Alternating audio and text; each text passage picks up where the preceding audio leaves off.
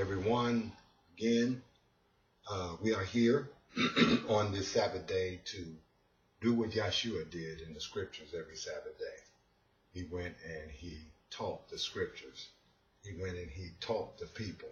This is what Yeshua did, and this is what we do.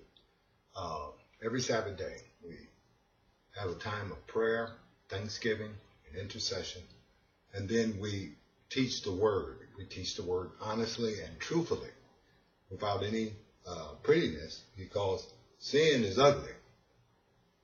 And when you're fighting against sin, sometimes it's not pretty. I'm not one for pretty religion. I'm one for truthful spirituality that acquisition itself against the enemy of Elohim, sin.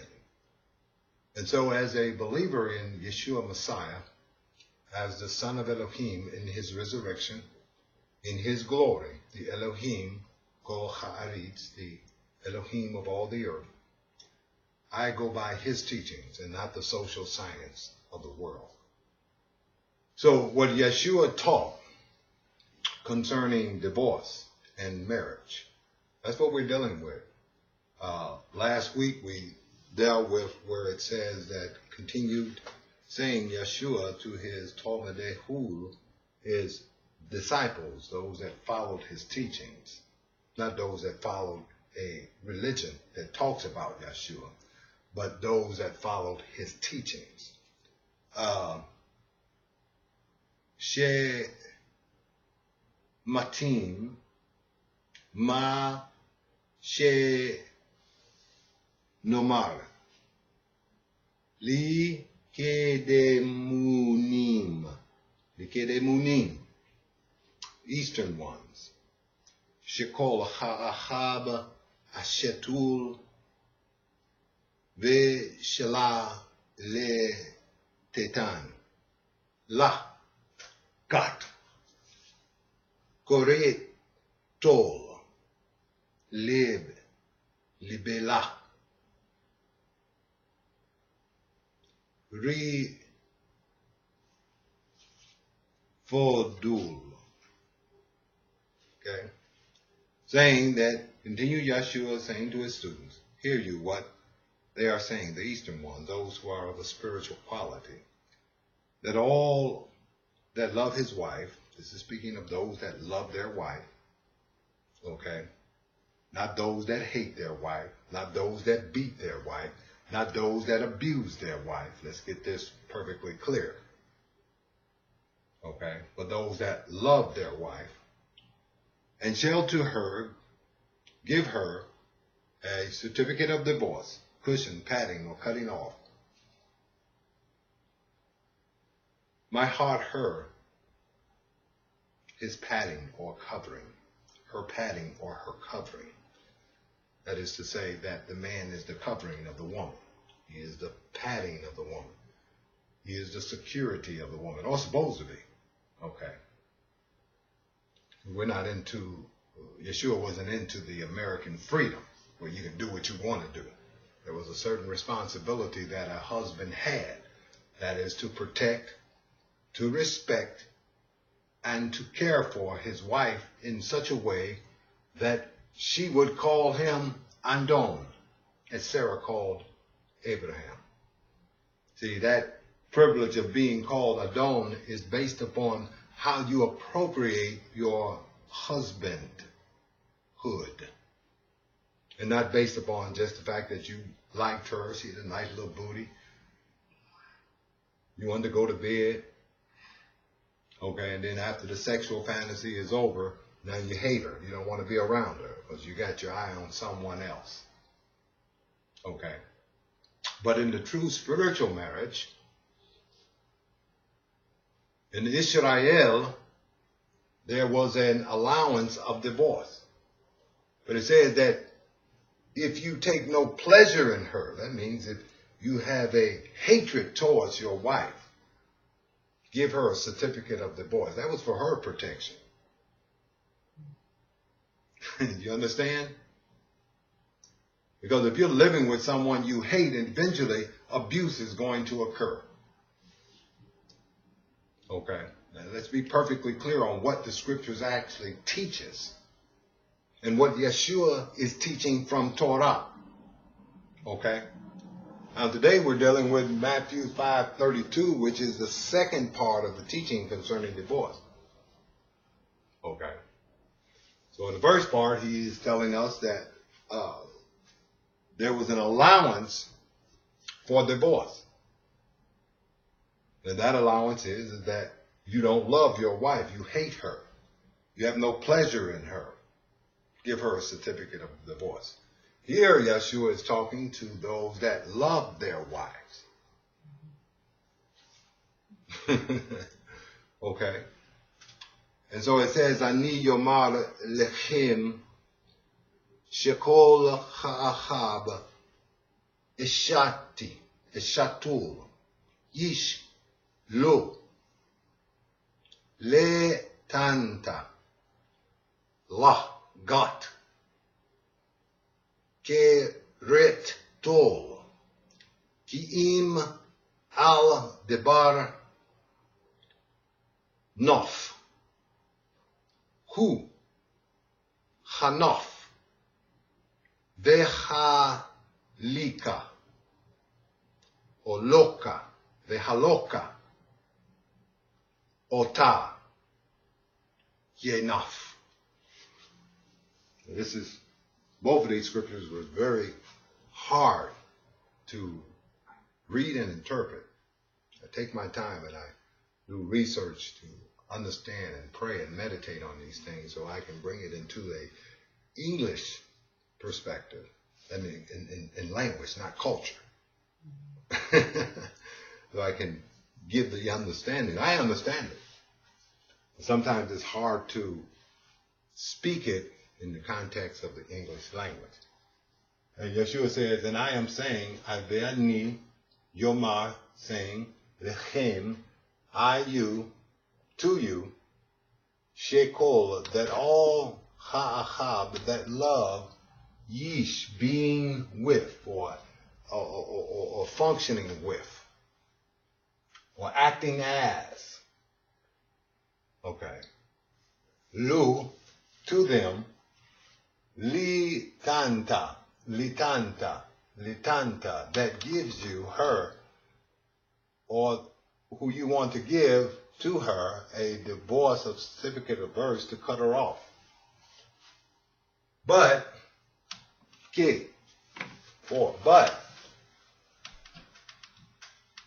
except all upon matters or concerning matters, they adulterating against him. So he is saying that you love your wife. It is not allowable for you to give to your wife a certificate of divorce except she is adulterating against you. Now, adulterating means to intermingle. That could be sexually, that could be spiritually. That's for each person to deduce through prayer how to appropriate this. All right? I'm not going to get a divorce because I know that there will be no adulteration on my part or my wife's part because we've made a covenant in conjunction with the commandments. But except concerning matters, they adulterating against you. That's when you can cut them off. When you love that wife and she betrays that love and adulterates against you. All right? Ha-nof. Now this is in the active participle. Okay? And that adulterating, that is the wife that's adulterating,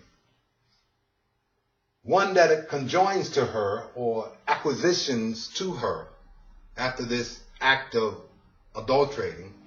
Now she goes and conjoins to someone else. You signing with her, that man, he adulterates. Okay? So we have to understand that this intermingling, once the wife, Isha,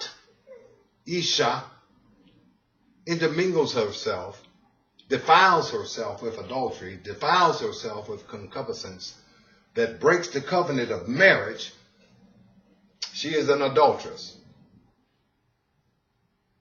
Okay? And those that conjoin with her or acquisitions with her for the purpose of conjoining with her becomes themselves an adulterer. Now this goes for the man and the woman. That if a man goes out and adulterate against his wife, who he loved, there is reason for karat, separation, cutting off. Okay? He's in a state of idolatry. He has broken the covenant of marriage.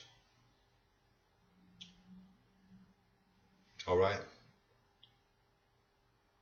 Now, this is very simple teaching that obviously the church and many do not recognize or accept, because we got divorce everywhere, in the church, in the synagogue, everywhere. And it's not for reasons of adultery. It's, because she didn't put the toothbrush back in the bowl like you like it. Or she wears white instead of red. Or she like movies instead of plays. So now you don't want to be with her because she don't do everything you tell her to do. Because you want to be a tyrant. Okay, so we got divorce. What do they call it? They say irreconcilable differences. See, that's the social science of the world. That's how they deal with it. Because in this culture, covenant means nothing. But in the divine, spiritual order of Yahweh, covenant is very important.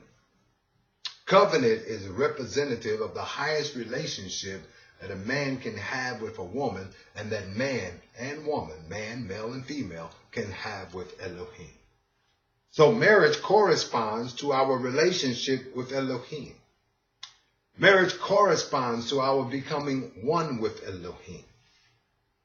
But because we have been infected with the social science of this world, y'all understand this now. In many cases, we appropriate this social science of promiscuity above the divine science, knowledge, wisdom, and understanding of the word. We don't understand marriage. All we know is that, when you get a certain age, you marry. Okay? To someone who you probably have nothing in common with. Oh, I like her. Oh, I like him. I want to be with him. He look good. Okay. But yet the heart is not in agreement. And when the heart of two people are not in agreement, there can be no conjunction. Love, ahab, brings agreement. True love, it brings agreement. See, and let me give you just some pointers from the scripture on how Kepha taught on marriage. Okay, see, he didn't teach the women's liberation type of relationship. Relationship of, compromise and making deals with one another in order to stay together. Okay. He didn't deal with a feminist point of view of marriage. The fighting for who's the head and who's you know how it goes. That's why we have so much confusion in our relationships. Because we're basing relationship on position and control. That's what the supremacist culture is all about. To gain position and control over their subjects. Okay? And to use their subjects for their benefit. It's a selfish relationship. That's what we want to avoid. How do we avoid this? By the instruction of the word. The instruction of Mashiach. The instruction of the apostles that Mashiach anointed and empowered to teach his message. So, Kaifa said, in the same way, Isha, wives, be subject to your husband. Now, don't get that confused with the supremacist definition of subject. Okay, it's not a subjectiveness of you being controlled as if you're some type of piece of meat, as you're some type of property. But it means to be in a complicity of love and respect with your husband. Be subject to your husbands, so that if any are disobedient to the word, they, without a word, a whole bunch of blabbling and nagging, and you know how we talk to men nowadays. I don't want to say the words because they're too profane and disrespectful. That they, without a word, might be won by the behavior of their wives, by your conduct. See, women, you have more influence over your woman, over your husband rather, by your behavior than the babbling of the mouth. Believe that. Your behavior influences your husband. Your behavior influences the men in your community. Okay? And that's a responsibility you cannot shun with the accusing people or the accusing finger that we have learned to do and to appropriate in order to, take the responsibility that we have away from ourselves. Might be won by the behavior of their wives, having seen your blameless behavior in reverence, in respect, in fear. Respect. That you respect that man. He might be going through a hard time, but respect him. That's your husband. That's who you made covenant with. And your behavior towards your husband should be redemptive and not profane. You're just making matters worse. Your reaction to the struggle your husband might be having will either create redemption or create chaos. See, that's a responsibility. And a disciplined woman can carry out that responsibility. But a wayward woman who just want what she want, when she want it, at the time she demanded, is a woman that can't conjoin to nothing. She doesn't have the patience. She doesn't have the quality of character to bring forth a conjunction, a redemptive conjunction with that man. Your adornment should not be outward, arranging the hair, wearing gold, or putting on dresses, We're not going to even get off into that. But the hidden man of the heart, we're going to get off into that. See? It is the quality of your heart. The intention of your heart. Why did you get married? Why did you conjoin to this man? Was it to fulfill a sexual fantasy? Was it just because he had enough money to satisfy your wants and your needs? And now the money is short, so now all of a sudden he can't satisfy your wants and needs. Now all of a sudden you're antagonistic towards him, unredemptive. See? You got to check the hidden man of your heart and the intent that is in it. Why you can't keep a man in your home. See, the responsibility sometimes falls upon the person who thinks they're the victim of creating a peaceful situation to produce redemption in that situation. And I'm not blaming women. I'm just telling you what the word teaches. With the incorruptible ornament of a meek and peaceable spirit. We've lost that science of character. A meek. That means a compliant, okay? a peaceable spirit. That means a spirit that has tranquility and confidence that it is able to do the will of Elohim, which is of great value before Elohim. It might not be great value before men. They might talk about you. Oh, you're a wimp. You letting that man run all over you. Okay. Instead of trying to understand what's happening in your husband, the person you made covenant with, to become one. Okay? And sometimes you have to sacrifice your arrogance, sacrifice the words of your gossiping friends, and pinpoint the need in that man and deal with it on a spiritual level in accordance with the will of Elohim for the purpose of redemption, speaking the truth in love. A peaceable spirit, not a antagonist spirit. And we become too antagonists in our relationship, too demanding in our relationship in order to get some type of selfish need, using relationship to fulfill selfish need.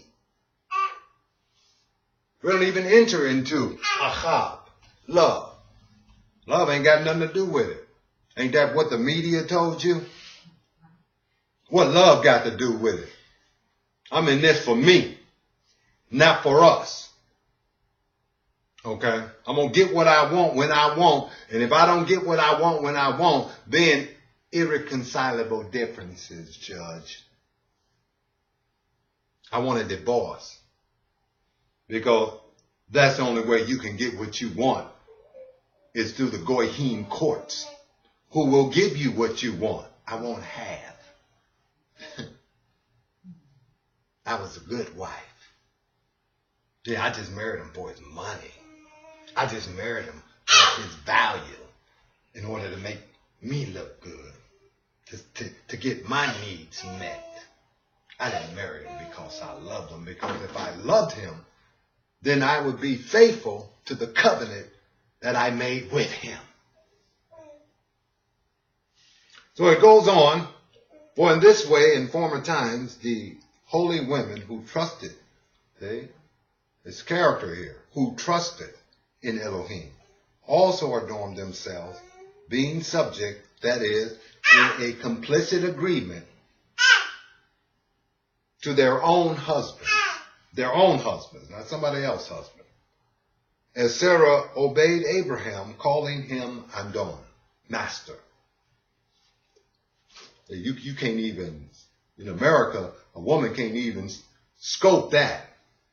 Master, I'm not calling you no master. I'm not your servant. Who you think I am? I can do what I want to do. See? And this is why I don't listen to the all black men are bad and all black men are evil and men ain't no good. Yeah, you went in with that attitude and you produce a negative result with that attitude. If you had adorned yourself with peacefulness towards him, adorned yourself with meekness towards him, you might not be alone right now. Talking about how bad all men are. Reflect that in your what you fed into that relationship. They take responsibility. If you live a whorish life, you're going to get a whorish result. But if you live like Sarah, the wife of Abraham, you might get a blessed result like she did. Sarah obeyed Abraham, calling him Adon, master, Lord, of whom you became children. You are children of Abraham. You are daughters of Sarah, the princess. Now, I'm an African queen. I can't tell because it's too much arrogance there. The princess Sarah was meek. The princess Sarah was peaceable and not antagonistic, nagging, selfish. in her relationship with her husband. Doing good and not frightened by any fear. And in the same way, now I'm on you husbands. Husbands, live understandingly together. Understandingly together. So you have to have an understanding mind, brothers. You have to understand in many instances that in this society where there is a culture of hatred and antagonism,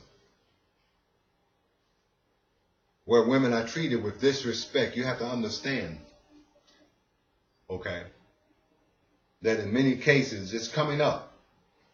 In the dysfunctional culture we have, you need to understand how to heal that woman. That many times she projects arrogance in order to cover pain that she has experienced.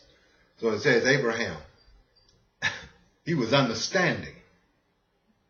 Husband, live with your wives understandingly, being patient, listening. Because with every shield, there is a pain beneath. You understand what I'm saying? Be men. And stop trying to be the male supreme. But understandingly, live with your wives. Giving respect to the wife. Respect, honor. That means you ain't out every time a woman walk by looking at somebody else's behind and lusting in front of her for other women. That means that she's not going to have to ask you for anything. You're going to already know what she needs, even as Yahweh knows what we need and provided for us, even before we ask. So you got to act like an Adon in order to be respected as an Adon. If you acting like a scut butt, whorish man, then all you're going to do is create more pain and antagonism in that woman. Until she rebels against your will. You understand what I'm saying? It's reciprocal. When a marriage breaks apart, it's because neither one was educated, was intelligent enough to understand the true principles of conjunction, the two principles of covenant, relationship, and how to become one and stay one and evolve into a union, a conjugal union of divine love. Giving respect to the wife as to the weaker vessel and as being heirs together. Look what it says. That you are heirs together, equally so, of the favor of life, so that your prayers are not hindered. Okay? This is to those that love their wife. And this is to wives that love their husband. These teachings we can't ignore anymore and adapt ourselves to the social science of this world. Come on, y'all. Congress make a law, you all on it. But Yahweh, he has made his laws from the beginning of time. That this is how you do it. Okay? Respect, honor, love, meekness, a peaceable spirit. And if your spirit is filled with antagonism, then humble yourself under the mighty hand of Elohim, and he will lift you up in peace. And you can minister that peace to your husband. You can minister that meekness to your husband. And husband, you can respect that woman, that Isha, that prize and that gift, that precious pearl that Elohim has given you. Honor her by making her the eye, the apple of your eye. By loving her to the degree that I don't care if you got 10 naked women walking down the street, your eyes on her. You understand what I'm saying? Respect her. Understand the sensitivity of the woman's heart. Understand the abuse that she has gone through before you came to her. Because we live in a dysfunctional culture. We live in an abusive culture of hatred. A culture of illusion and fantasy. A culture of misdirection. A culture that perverts instead of empowers. So there's a lot of respect and love and patience and peace you need to give to your Isha. And you need to react to her as Elohim reacts to you. Except for the cause of adulterating on both sides. See? Work with that marriage. Work with that covenant until there is a breakthrough. Unless there is hatred, abuse, to the degree where it threatens life, then you separate from that. Dismiss that abusive man immediately. As soon as he put one fist on you, dismiss him. Okay? As soon as she picks up that knife and runs to you like a wild man and try to stab you, dismiss her. That's hatred. Believe me, that's hatred manifesting. But this is to those that love being with them. And then all of a sudden you want to give her a certificate of divorce. No. You love the being together. You got a problem. Divorce is not the first solution. It is not even the last solution. The last solution and the first solution. Submit and humble yourself to Elohim and call upon him, his throne of grace, the grace that empowers salvation, that teaches you to deny everything opposed to the will of Elohim. And if you're going to sacrifice something to keep your relationship going, sacrifice that sin that is causing you to dishonor your covenant. Oh, this is true. I trust and believe in the testimony of the apostles and their teaching because I know they were taught by Yeshua. I know that Kepha walked with Yeshua for 3 years, that he was anointed by Yeshua to carry forth that message of righteousness and that wisdom that if we appropriate will bring about a oneness of heart between man and woman. Brotherly love, compassion, and rebuke, if necessary, against sin and lawlessness that the social science of this world says, it's okay. But it's not okay. I will say now and I will say forever. Sin is the enemy of Elohim. And if the grace that you're functioning in allows sin,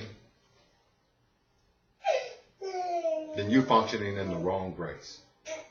You're functioning in the wrong gospel. You're functioning in the wrong message. Well, be mad if I didn't confirm the feminist notions of the social science of this world.